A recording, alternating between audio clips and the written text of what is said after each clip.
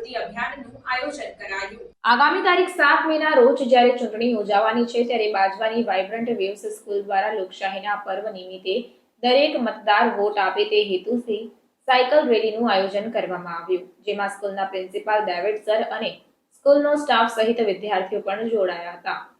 આયોજિત આ રેલી બાજવાથી લઈને મધુનગર, અંકોડિયા, પંચવટી સર્કલથી રિફાઇનરી થઈ સ્કૂલે પરત ફરી હતી। Reporter Hemant Parmar. Proud to declare that a rally from Bajwa via Gorwa ITI and again to the Bajwa campus, students of 7 to 12th standard, they have taken part in this to bring the awareness of casting their vote and evoking the every citizen to cast their vote on a right leader so that we can have a good future. And we are proudly saying that we have almost had a 12 kilometers rally with all the children with different slogans, provoking the awareness of the importance of this casting the vote for India, where we can have a good future, and all the children were enthusiastically took part, and overall we had an excellent rally. Thank you so much all the concerned departments from the collector office, the police department and the traffic department for supporting us in this event. Thank you. નમસ્કાર, વડોદરાની જનતાને vibrant wave international academy તરફથી જાગૃતતા અને voting માટેની એક જાગૃતતા ફેલાય જનતામાં, એટલા માટે અમારા તરફથી એક પહેલ કરવામાં આવી છે। વાઇબ્રન્ટ વેવ ઇન્ટરનેશનલ એકેડમી તરફથી અમે આજે સાયકલ રેલીનું આયોજન કર્યું છે। એમાં વિદ્યાર્થીઓએ બહુ ઉત્સાહથી ભાગ લીધો છે અને બધા જ ટીચર છે, સ્ટાફ છે અને બધા માટે એક ઓપન રેલી છે, તમે પણ જોડાઈ શકો છો। આ એક એવું સ્ટેપ છે અમારા તરફથી કે અમે બધાને જાગૃત કરીએ છીએ કે તમે વોટ છે એને વેસ્ટ ના કરો, વોટ કરવો એ આપણો અધિકાર છે, આપણી ફરજ છે।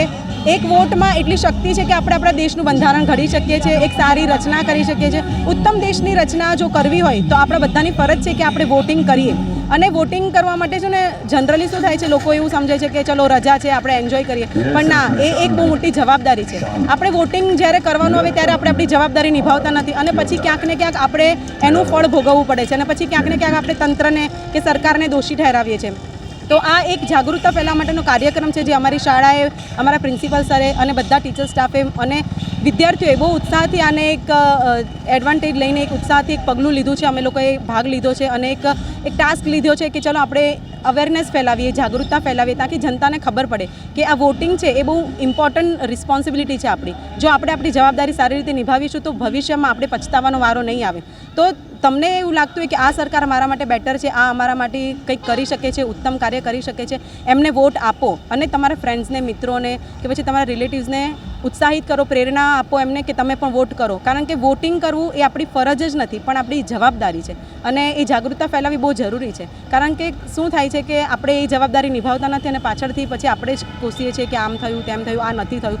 તો એ ના થાય એટલા માટે બધાને એક રિક્વેસ્ટ છે, અમારી શાળા તરફથી આ એક પહેલ છે। તો તમે પણ રેલીમાં જોડાવવું હોય તો બધાને આમંત્રણ છે અને તમે પણ જાગૃત બનાવો। જરૂરી નથી કે તમે કોઈક સામાજિક પાર્ટીમાં રહીને સામાજિક કાર્યકર્તા બની શકો છો, ના, નાગરિક તરીકે આપણે બધાની ફરજ બની રહી છે અને વોટિંગ કરવો એ તો આપણી ફરજ છે, અધિકાર છે।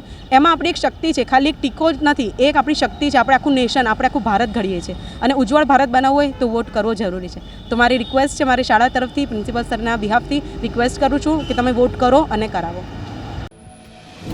સમાચારોની ઝડપી અપડેટ માટે હમણાં જ જન અર્પણ ન્યૂઝ ચેનલને લાઇક, શેર અને સબસ્ક્રાઇબ કરો।